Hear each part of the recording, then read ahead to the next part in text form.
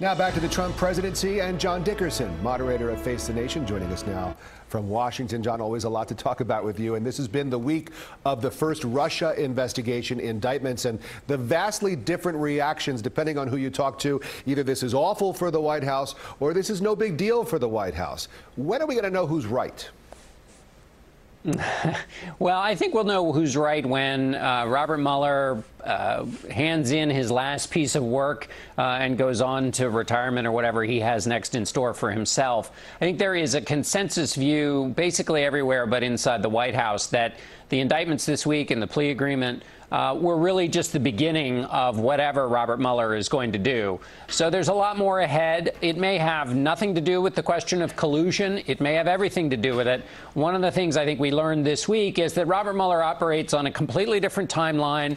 He operates in the world of facts and law, which is different than spin and Twitter. And so this probably requires a lot of patience to find out the answer to your good question. Other presidents have certainly welcomed the chance to leave the country when the political flames got a little hot. So what does the administration want to achieve with the president's trip to Asia? You're exactly right. Although President Trump has been such a combative president and has changed the rules of politics in so many ways, one of the things I'm looking to see is how much of domestic politics he will weigh in on while he's overseas with a full plate in front of him, where the key issue of North Korea is front and center. He's dealing with allies. He's sending signals in the region.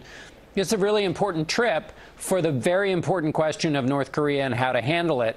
So it will be, on the one hand, he's getting away from the domestic challenges, but he's also shown himself to be a president who does things awfully differently. Normally, a president overseas would kind of leave Washington behind. You could very possibly see him engaging both in Washington and in Asia, where he'll be visiting. Finally, John, here in South Florida, a lot of attention is being given to local Congresswoman Debbie Wasserman Schultz and Donna Brazil's new book, which accuses the DNC under Wasserman Schultz's watch of tilting the primary in Hillary Clinton's favor. The president says there should be a federal investigation. What is the general read on this story?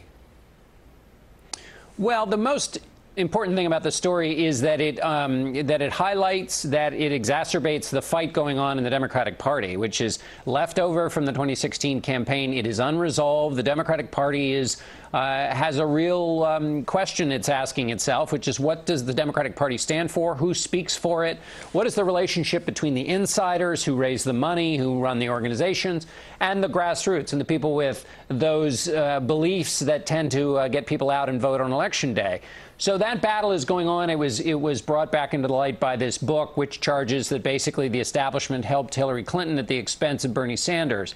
In terms of a formal investigation, at the moment, it looks like it's just internal Democratic politics, some unethical behavior, perhaps, some very hard feelings, but nothing at the moment that seems like it was criminal behavior and would warrant the criminal behavior and criminal investigation the president is calling for. Of course, he's calling for a lot of investigations and taking on Hillary Clinton as a part of a diversionary measure with respect to his own challenges that he faces. Thank you, John. John Dickerson, always good to talk to you. And you can catch John on Face the Nation Sunday morning. His guest this week, Vice Chair of the Senate Intelligence Committee, Senator Mark Warner, and House Majority Leader Kevin McCarthy, a Democrat and a Republican. That is Sunday at 10:30, only right here on CBS 4.